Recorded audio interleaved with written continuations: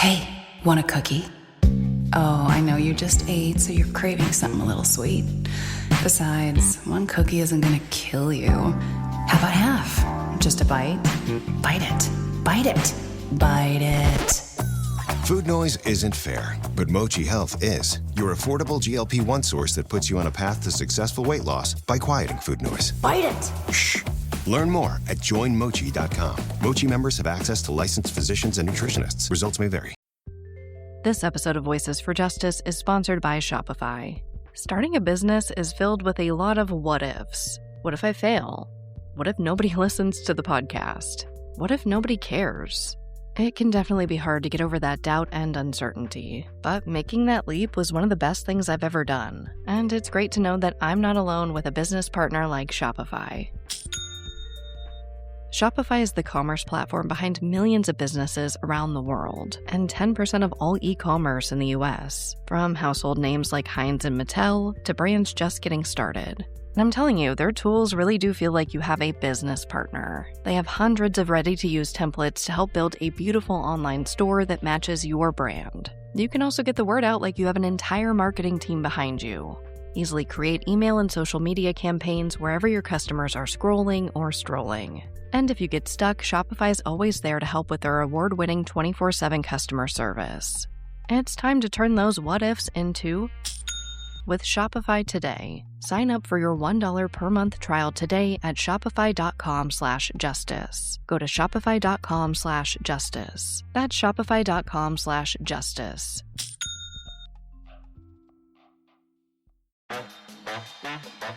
At DSW, we ask the important questions, like, what shoes are you going to wear? Whether you're prepping for wedding season, festival season, or just planning the ultimate vacay, the right shoes can make or break an RSVP. So own the moment. You've got big plans, and we've got just the shoes. At the perfect price, of course. Get ready to get ready with Designer Shoe Warehouse. Head to your DSW store or dsw.com today, and let us surprise you. Voices for Justice is a podcast that uses adult language and discusses sensitive and potentially triggering topics, including violence, abuse, and murder. This podcast may not be appropriate for younger audiences. All parties are innocent until proven guilty in a court of law. Some names have been changed or omitted per their request or for safety purposes. Listener discretion is advised. My name is Sarah Turney, and this is Voices for Justice. In the last episode, we discussed the progression of Alyssa's case from 2006 to 2008. We explored a confession from a man already serving a life sentence for murder that the investigators were not confident in. We also meet Detectives Stuart Summershoe and William Anderson and explore their vast efforts to gather as much information as possible about Alyssa and her disappearance. In this episode, we're going to pick up right where we left off with the December 11th, 2008 meeting. Insurance isn't one size fits all. That's why customers have enjoyed Progressive's Name Your Price tool for years now. With the Name Your Price tool, you tell them what you want to pay, and they'll show you options that fit your budget. So whether you're picking out your first policy or just looking for something that works better for you and your family, they make it easy to see your options. Visit Progressive.com. Find a rate that works for you with the Name Your Price tool. Progressive Casualty Insurance Company and Affiliates. Price and coverage match limited by state law. This episode of Voices for Justice is sponsored by Chewy. If you have pets, you probably know about Chewy, and you also know that when they say that they have everything you need to keep your pet happy and healthy, they're not messing around. To keep them happy, Chewy has over 100,000 products from all the brands my pets love at prices I love. To keep them healthy, Chewy offers pet prescriptions, pet insurance, telehealth vet visits, and they're even rolling out vet clinics across the country. I've been shopping with them for a very long time. And in addition to the auto ship feature that gets the dog's food to them every single month, I also love to experiment with different treats. But I'm a bit picky. For me, it has to be high quality with simple ingredients. I recently picked up treats from Shepherd Boy Farms that are 100% just chicken breast. Popcorn and Heber are already obsessed. Chewy has everything you need to keep your pet happy and healthy. And right now, you can save $20 on your first order and get free shipping by going to chewpanions.chewy.com/Sarah E. Turney. That's chewpanions.chewy.com/Sarah E. Turney to save $20 on your first order with free shipping. chewpanions.chewy.com/Sarah E. Turney. Minimum purchase required. New customers only. Terms and conditions apply. See site for complete details. This episode of Voices for Justice is brought to you by Quince. I've been trying to be more intentional about what I wear each day. I'm leaning into pieces that feel effortless, comfortable, and still put together. And Quince has been my go-to. The fabrics feel elevated, the fits are flattering, and everything just works without overthinking it. They use premium materials like 100% European linen, organic cotton, and ultra-soft denim. And the best part? Everything is priced 50 to 80% less than similar brands. They work directly with ethical factories and cut out the middlemen, so you're paying for quality and craftsmanship, not brand markup. I recently just ordered their tiered linen dress, of course in black. I wanted to pair it with one of my favorite pairs of brown wedges. The problem was, I didn't have a brown purse. So I got that from Quince too. It's one of my favorite outfits. It's easy, effortless, and feels amazing, especially as we're getting a little bit warmer here in Phoenix.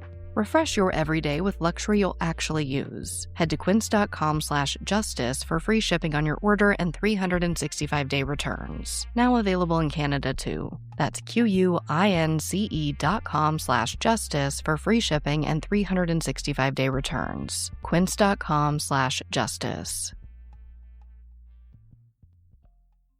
Like I mentioned in episode 8, I received a call from Detective Anderson stating that there had been an update in the case. And I left you with me driving down the freeway, full of hope for that meeting. When I arrived, the detectives were unable to meet with me immediately, and my boyfriend and I waited in their office for about 30 minutes before they called me back. Before making this podcast, I'm pretty sure that in every interview I'd ever given about Alyssa, I described this meeting as only lasting for a few minutes. But I requested the records, and we spoke for over 40 minutes. And I could not believe what actually happened. All right. The reason I called you down today, Sarah, is that we want to discuss where we're at with the case, what we found out so far. I mean, like last time you came down was back in September. Something like that. Yeah. I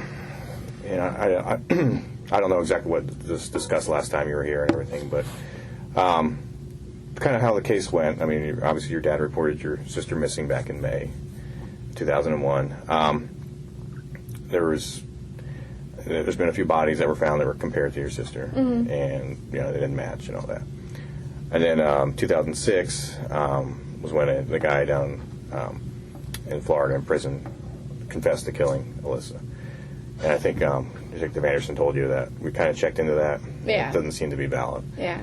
I mean, the confession is not credible.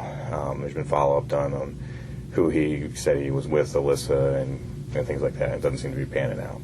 He's confessed to 20 other homicides, and nothing's ever panned out on that. Yeah. So we suspect he's somebody looking for attention, basically. It's also important for you to know that in addition to his confession, his statement to that detective was, I'm going to make you famous. Yeah.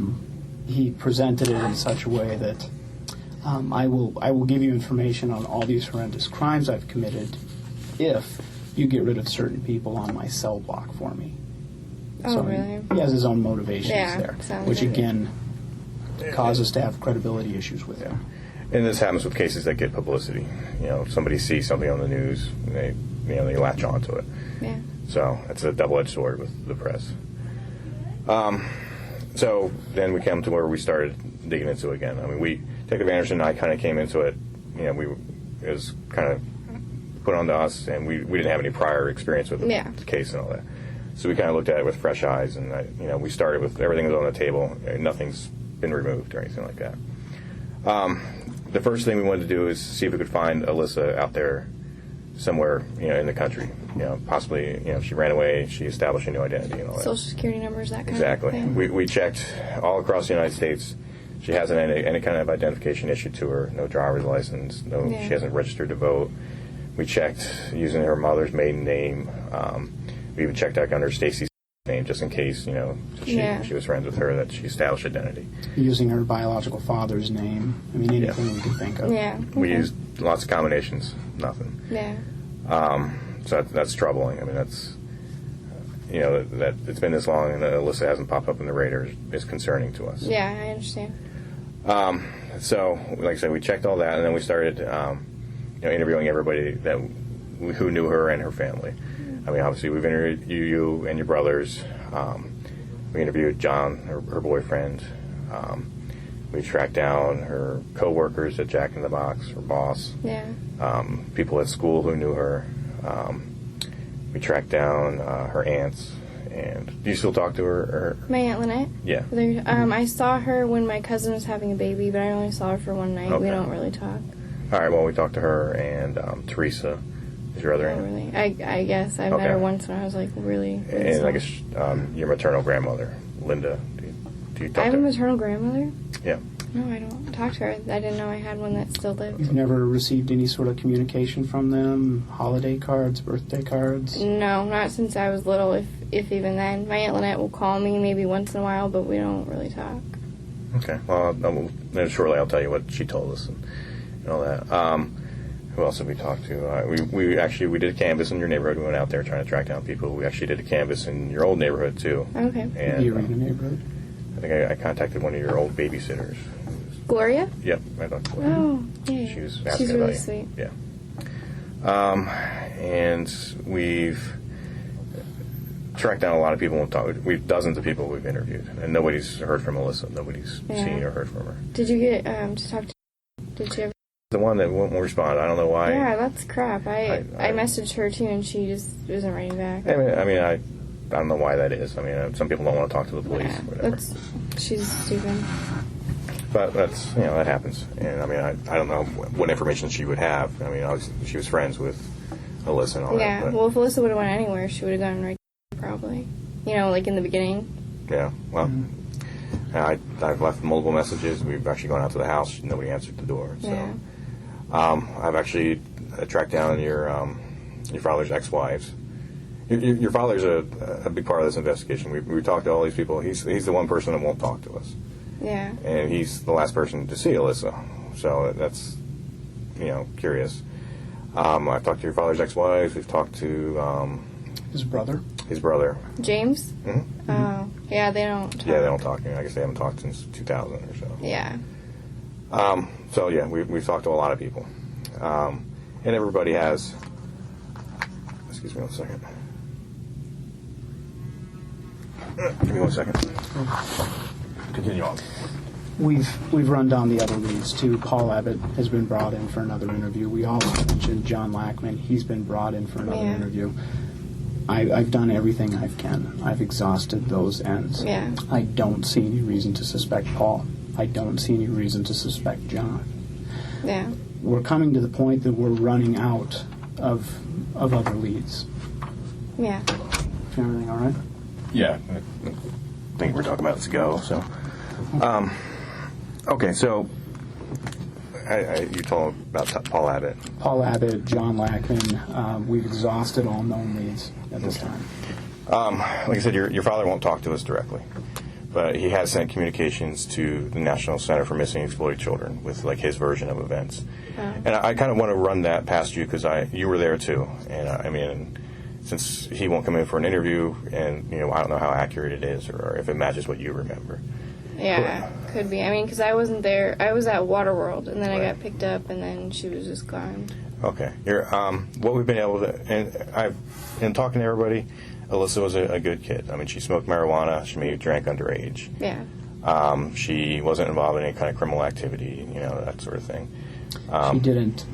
She didn't do anything that we would consider to be a high risk or high profile lifestyle. Yeah.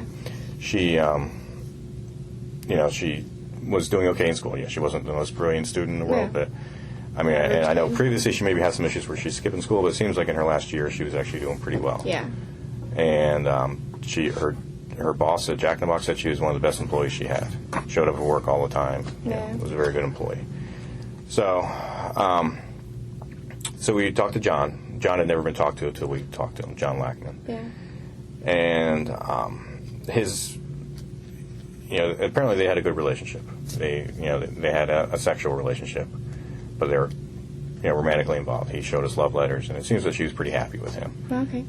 The fact that he kept those letters Yeah. for such a length of time, Yeah. really speaks of John and his feelings, his state of mind during that relationship. Yeah. He actually was pretty emotional when we talked to him because he this has hit him hard when Alyssa went missing. He seemed to deeply care for her. And he saw her the day she went missing in the morning. And she went to, they saw each other between classes. And he was in wood shop around 12:30 is when she poked her head into class and said, "My dad's pulling me out early.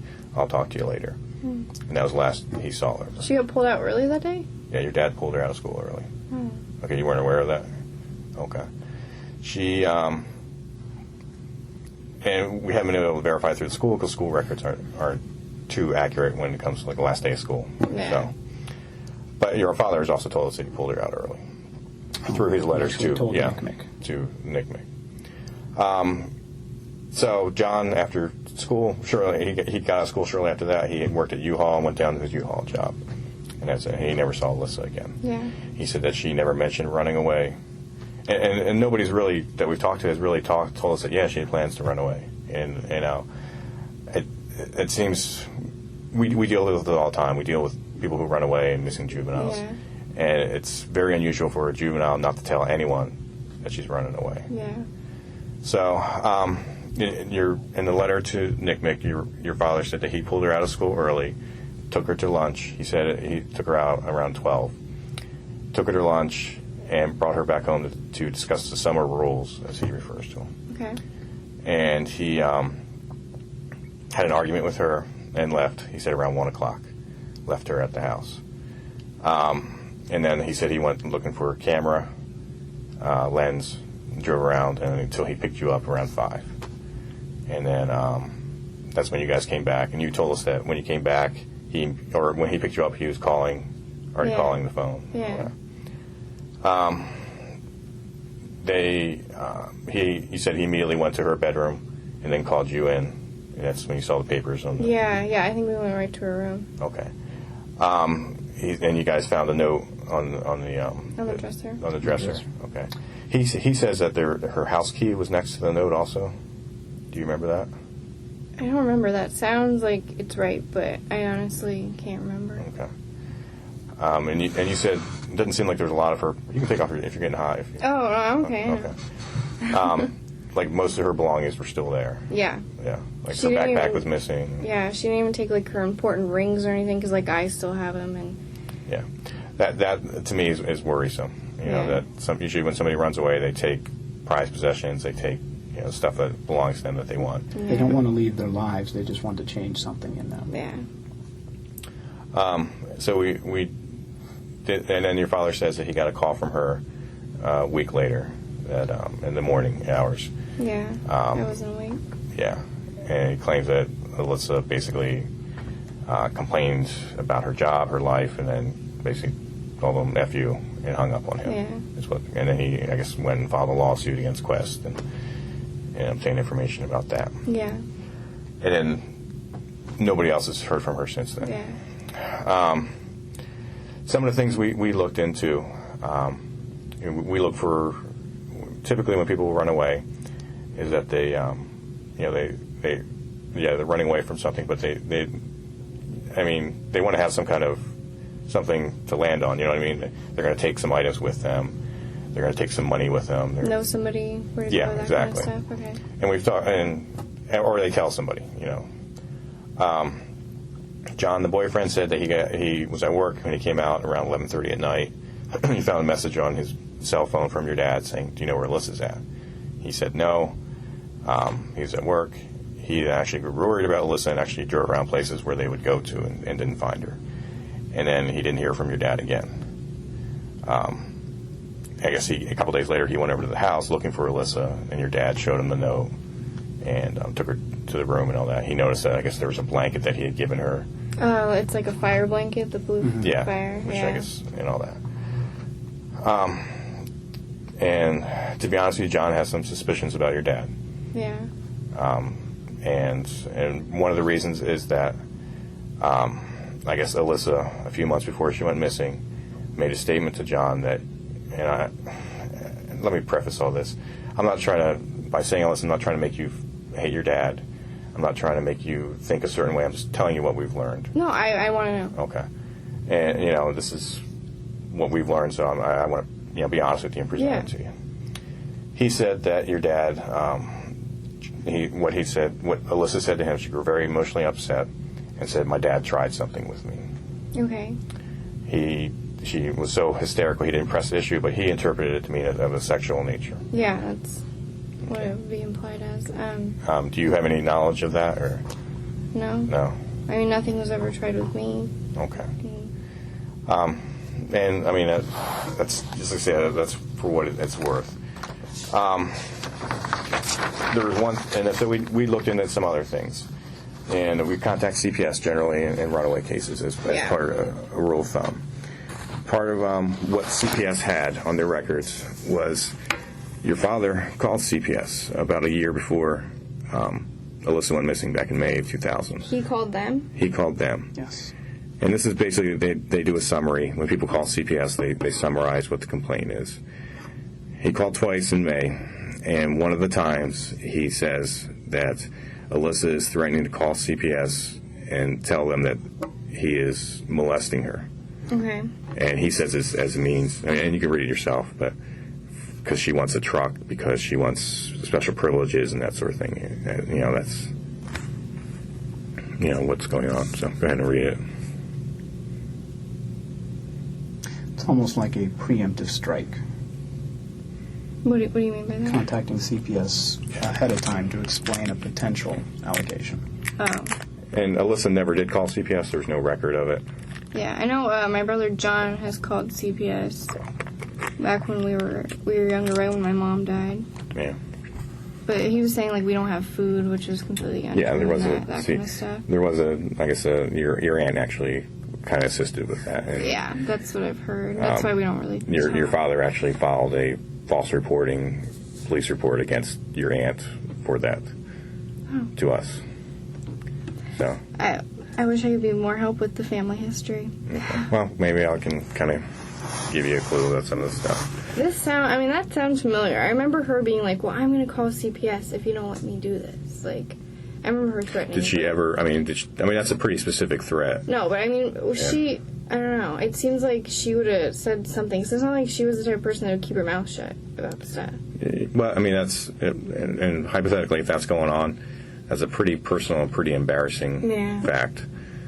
Her disclosing it to her current boyfriend also raises some issues. That's something she's going to have a tremendous amount of. She's going to be very uncomfortable disclosing it to her boyfriend, another sexual partner, that something like that had happened or been attempted. Yeah. And part of the other thing we look into financial records to try to determine whether an account has been accessed, that sort of thing. Did you know how much money your sister had in her account when she went missing? No idea. I know she took a bunch of money when she left. This is from my dad. Okay, just money that was in the house. Yeah, cash. Okay, we checked her bank records. She had almost $2,000 in her bank account when she went missing. Yeah. I don't understand why she would, if she was planning on running away to California, why she wouldn't take that. Maybe she didn't know she had it. Because my dad got that settlement of I still don't know how much money, and he said that he set up an account for me and for her. Right. So he actually transferred the money from her account into your account. Oh, okay. Less than 6 months later after she went missing. Yeah. I know he spent a bunch of money going to California and looking for her, and took most of my money too. Yeah. So that also was concerning to me that she had that much money. Because she was cashing checks from her work. Yeah. And all that. And she had, so that's, if someone's running away, they probably would, if that much money, take it out. Yeah.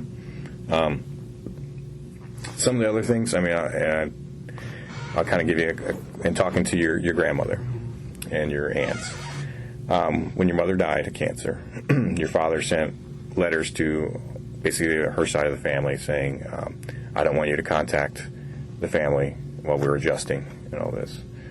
And I actually have a copy of the letter I can show it to you if you like. Your grandmother and your aunt said that they sent Christmas cards and birthday cards to you guys for years afterwards. And I guess they initially sent money, and it was never, and so they never got any response from the cards. Yeah. So then your aunt and your grandmother started to send checks because they were hoping to see whether it was actually getting cashed. Yeah. The checks weren't cashed. Oh, yeah. So I suspect your father was maybe intercepting them. For what end, I don't know. I mean, I don't know why. I mean, it sounds like he has some and let me preface it, they have hostility towards your father. No, definitely. Obviously, and he has hostility towards each other. Right. So that's what this, that's odd that he would cut you guys off. And I mean, and they have very strong suspicions that your father maybe had something to do with Alyssa's disappearance. Yeah, I understand that's where it's going. Do you have any suspicions of that? I mean, I don't know. Honestly, when it comes to this, I take in what you have to tell me, and I try to, just toughen up as best I can. And I need to process it, and it's kind of a lot. And I'm worried about Spanish, and I apologize for hitting you with all this stuff. No, at this time. I mean, I totally need to know. It's what I'm here for. And I've talked to James. James seems to have pretty strong suspicions about your father also. Yeah, him and James don't talk. Yeah. And I mean, I have to take everything with a grain of salt. People have axes to grind. They have, agendas and things like that. So, but I mean, like your father calling CPS on a very specific, for a kid to accuse their father of molesting them is a pretty extreme thing, And I don't understand why Alyssa would do that. And talking to people said Alyssa was pretty honest. She was straightforward. Even Rhett, your brother, said she was brutally honest. She was very in your face. If she didn't like something, she told you. Yeah, everyone was honest to Rhett. I haven't found anybody who said she was vindictive or vengeful or deceitful or conniving. Nothing like that. Not her friends, not teachers, not any of her family.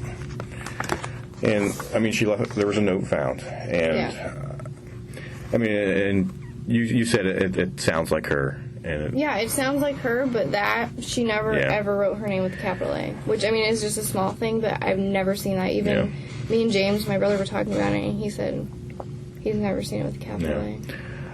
And looking at it now that you know your father's version of it, does and when I read it, it doesn't seem like it references properly what was going on. If your dad took her out of school early, wouldn't she? Why did she say when you dropped me off at school? Why isn't it? Why when you left the house after we got in the argument, when you dropped me off, why would she ignore what had immediately happened and go back to when you dropped me off at school this morning? Yeah. So it's not so much that we doubt it's from her. Yeah. I just, like Detective Summers, we feel it's out of time, it's out of place. Yeah. And that's not the right amount, is it? I think she took more than that. That's another thing. There's been inconsistencies. Your father has said different amounts to different people about the amount of money that was taken. In a letter to the National Center for Missing and Exploited Children, your dad said he had video surveillance inside and outside the house. That's something that you're familiar with growing up in the home. And he said he reviewed all 8 hours of the day she went missing and didn't see anything. And we also got a copy of this argument that he had with John. The outside one? Yeah. Oh, yeah. When he came over and got it. And we asked John about that. I kind of had standard questions I was asking people. One of the questions I asked is, what's your worst memory, or what's your best memory of Alyssa? What's your worst memory of Alyssa? John's statement to his worst memory was that they had an argument in front of the house, and the argument centered on, I guess, your father had pulled John aside and said that Alyssa was cheating on him. Nice. So he, of course, confronted Alyssa about that. And he described the argument from his views that they had an argument, she got upset, she threw the phone against the house, and he drove away. And then your father provides this video of an argument. And have you seen the video yourself? Yeah. Okay. It was a while ago when it first happened. Okay. And we looked at the video, and it shows the two different camera angles. I guess the one in your carport area, the door, and you can see her. She throws the phone against the thing, and then she goes inside, and it looks like she's probably crying somewhat in the house. Pardon me for a second. Okay. So she. And then there's squealing of tires. It's silent, but then there's squealing of tires. I don't know where he drives away. Yeah. So that was the version of events from John. And I don't know why he would. And we hadn't prefaced it by like, hey, we have this video of you. That was his answer to what's your worst memory. Yeah. And that was it. And I haven't been able to find anybody else that people have described Alyssa as being flirtatious. She would flirt with guys, but no other activity, romantic activity, really. That I don't think she was cheating on John. To kind of put it out flat out. I'm not sure. Yeah. So that was a concern of that. So your father, we asked about the video. I think we were out there or through an email, and he said that he didn't have it anymore. This video of the day your sister disappeared. Yeah. Which is kind of important, the day she disappears is, and he also said that it didn't show her at all, which I don't understand. If she's running away, why she would avoid camera angles. She's leaving a note, why she would avoid camera angles to get out of the house. I mean, I think I remember the cameras were. There was one in the vent right on the couch. Like, it was, right on the couch, living room area, and then one just on the carport. Those are the only ones I knew about. But that's why he doesn't do that anymore, because I got upset. Yeah. And so the day she went missing is a big thing. Yeah. I don't know why he wouldn't keep that tape. And, at the very least, it would be, that's the last time he saw her, keep that. Or, and your dad's kind of paranoid, to be, no, I know. blunt. And you think maybe at some point he would say, well, maybe they might accuse me of doing something. I want to keep this video showing her running away, or, of me leaving the house at 1 and then coming back at 5 with you. But he doesn't have that video, or says he doesn't have it. So that's troublesome to me, too. Your father has expressed a lot of hostility towards us, or to the investigation. Like I said, I never dealt with your father before September when I started this investigation, and we were trying to get him to be cooperative, and he won't come down for an interview or even talk to us. He sent some emails to Detective Anderson and was very long, rambling, and he has theories about the International Brotherhood of Electrical Workers being involved in Alyssa's disappearance and things like that. We kind of looked into that with Paul Abbott. I can't imagine they would have anything to do with this. Yeah, I know. I mean, I can't explain my father's actions. And I understand your father has a mental illness. Yeah, exactly. And, there's mental illness, and then there's just trying to find his daughter, and that that's weird. I bring up the example of Polly Klaas. You ever hear of her? She was a girl in California. She was a small child that was actually kidnapped out of her home. And, one of the investigators arrived, and, they're talking to the dad, and dad was a single father. And he's like, look, I understand that you're going to investigate me because I'm in the house, but I can tell you I had nothing to do with this. I want you to polygraph me right now. I'll cooperate in any way in the investigation. And they polygraphed him, and he passed. Yeah. And then they focused on other things, and eventually it was found out that a sex offender had come into the house and taken the girl. Yeah.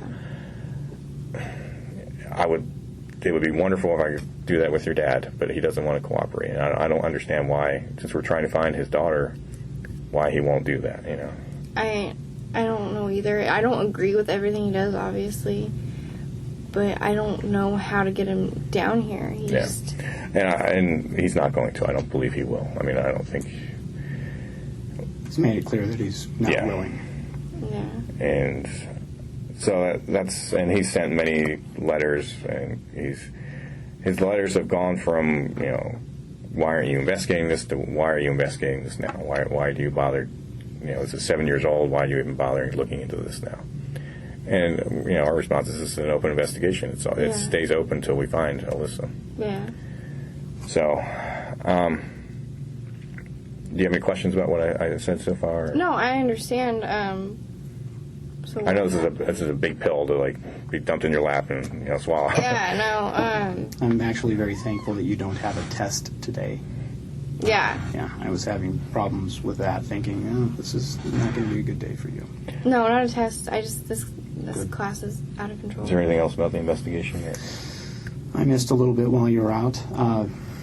Exhausted every conceivable lead. The only thing we have left unanswered. We have unanswered questions from your father too. And again, we have to go back to the beginning. We have to start there. It would be great. We're going to try the media approach again to try to get you to come forward to let them know we're not giving up on this. It's not going to go away. It's over when it's resolved. All right? For your father, I'm bothered by what he's told us and also the absence of information. Yeah. All right? The videotape, especially. You have audio and video from the interior and exterior of the house from the last day she was seen. At very least, let me see that so I know what clothing she had on. So I can confirm she left with this jewelry on her person because she left everything else behind. Yeah. Let me know if she took her toiletries.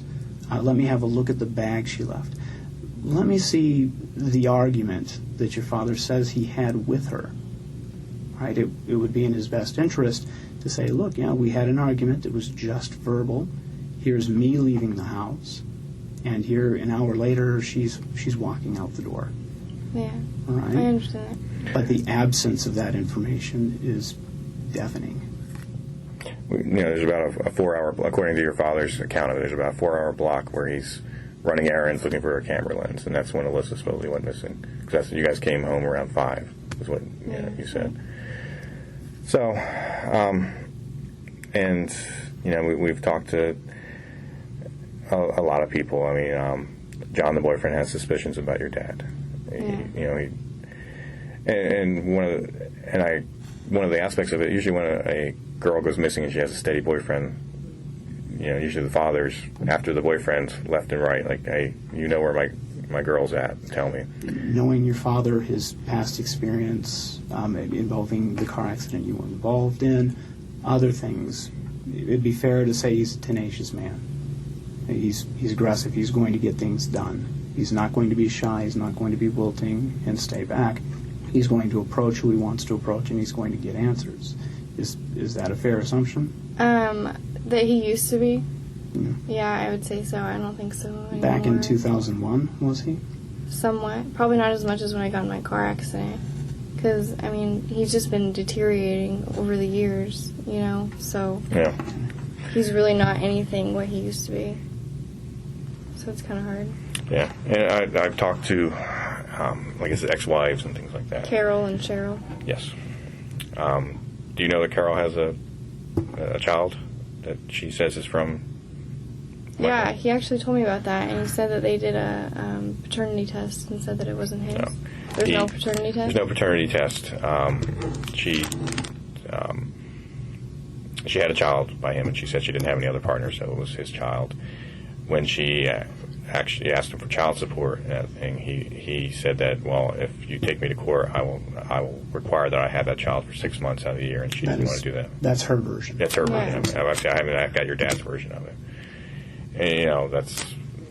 And talking to your older brother's mother, Cheryl. Yeah. And she says that your father started to exhibit kind of signs of mental illness towards the end of their marriage. That's when he started getting conspiracy theories and things like that. I'm trying to think what else to let you know. So based on all this, and this is probably going to kind of shock you, but I wrote up some search warrants, basically. And we're serving search warrants on your house today. Today. Yes. They've actually started already. Okay. So while I'm here, they're at my house? Yes. And I'm not... I know this is kind of... You're thinking we're back-ending you, and we're not trying to do that. Okay.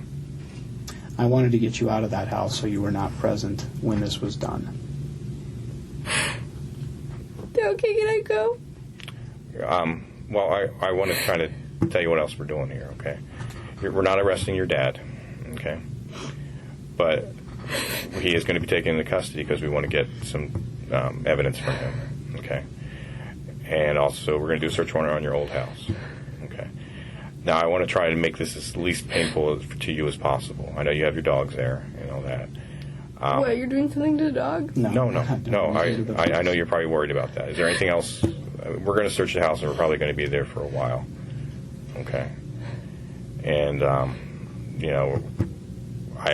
I know this is a big intrusion for you, and you're a complete victim in this situation, but it needs to be done. For our investigation, we need to, see what your father has there. And, kind of laid out why we think he might have more information that would help us find Alyssa. What can we do to make this better? I mean, I'm willing to pay if you need to stay somewhere. Do you need to go to a hotel or? I don't know. I don't know. What do you mean? So he's going to be in jail overnight? Or? No. Your father, there's a court order saying that he has to give some evidence to us. We have to get DNA from him, which is basically we sweep the buccal swab, just like we did to you. He has to give us his fingerprints and pictures, and then he has to give us some handwriting samples. Okay, and the reason we're doing that is that we want to have a comparison, and we're doing an analysis on the note. I mean, that's not to assign guilt. It's not to assign blame. It's information that will tell us involved or not involved. Okay. I know this is. Our concern was because your father has guns and has prior law enforcement experience, and to be honest, is a little unstable. We didn't want him to do something, Well, if you send policemen into my house, he's going to freak out. He's already been taken. Yeah. We waited for him to leave the house. Traffic stop was performed. He was taken into custody. No problems. So we're not going to destroy your house or anything. Is he going to get in trouble for his guns? No. This is Arizona. It's perfectly legal to have weapons. So long and he as has a CCW anyway. Yeah. So long as there aren't any illegal weapons. So he left the house while you were down here, and he was taken into custody. And then, like I said, he's not being arrested. He's being detained, so he produces this evidence, and then he'll be released. And he can, obviously we're going to get the house. He won't be able to go back to the house. But that's what the situation is. So I'm not going to be able to go back to my house? Not while we're there, no. I mean, we'll be happy. If you need to get something out of there, I have a paper due at 6. Okay. And I need to be at school, probably right now. Okay. But I don't think that's going to happen. I can't go to school. I feel bad about that. I wish I could change this, but I would have loved to have tell you all this beforehand, but I worried that maybe your father would have found out, and then we would have had a situation where he would have been locked inside the house, and he would have wanted to do something crazy with shoot out with us or something like that. Oh, I'm sure he would have cooperated. Okay, well, he's expressed a lot of hostility towards us and the police in general, and I'm sure you probably feel some hostility towards us now. But I can assure you that we're doing this in the interest of finding Alyssa. It's not we're out to get him or anything like that. Hopefully we'll find something that we'll be able to say your father had nothing to do with this, and he was, he just has a mental illness, and that's why he looks so suspicious. So we'll be more than happy to go back with you. We can walk you into the house if you need to retrieve some stuff and all that. Obviously, there's going to be a lot of police there, and there's going to be what we call a MAC van out in front of your house. Okay. The press sometimes shows up in this thing, so it draws their attention. Yeah. So we'll probably do a release to the press just stating that we're investigating a missing person case. And Sarah, I apologize. I wish that there was some other way to do this, but without your father's cooperation, there's things that we need that we evidence we need to further this investigation. Okay, I'm not saying I have suspicions, but I'm not saying your dad was responsible for her disappearance. But you've seen TV shows. The last person to see a missing person is a strong investigative lead in the situation. I don't know what happened to your sister that last day, but your father was the last one to see her. And, talking to everybody, there was issues between your father and Alyssa. They didn't get along. Me and my dad don't get along. Yeah. But, there seems to be some stronger issues going on there. Oh, I understand.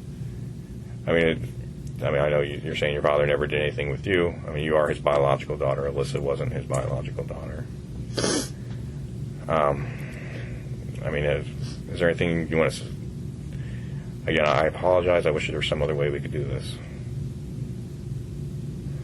Do you have questions about... And I'm trying to be as upfront as possible, with everything that we've learned. Ask whatever you'd like. Yeah. I don't know what to ask. Okay. You have my phone number. You know how to get a hold of me. I don't have your cell phone number. Every time I call the office, it just goes to the answering machine. I'm not very often at that desk. I'm usually in this room, or I'm out looking for someone. I always return those calls, though. Yeah. You have our emails, too. I mean, you still have my business card? Or? I don't know. Okay, let me give it to you again.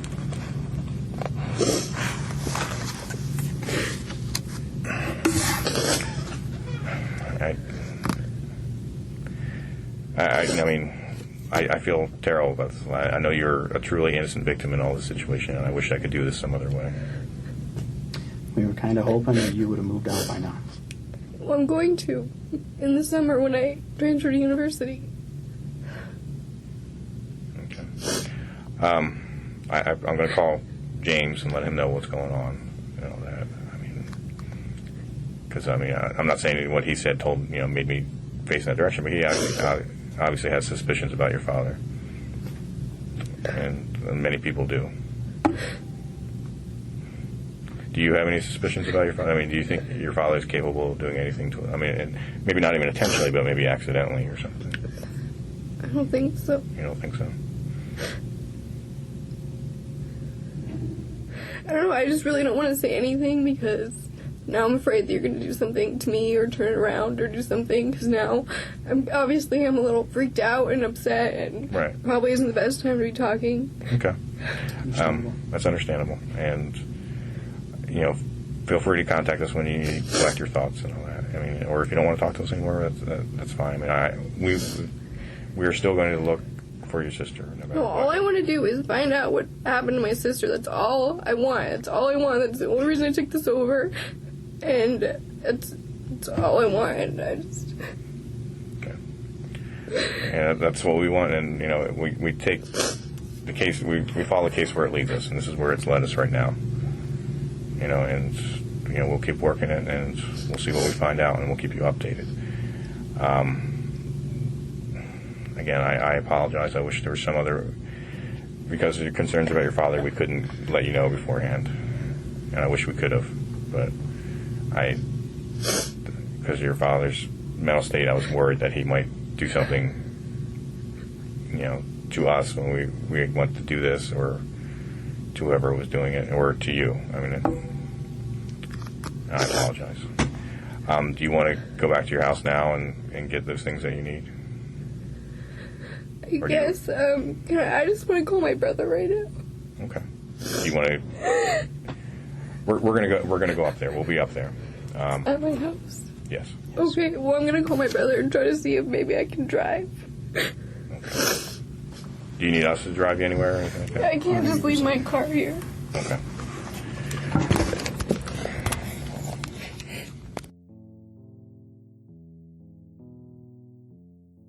Next time on Voices for Justice.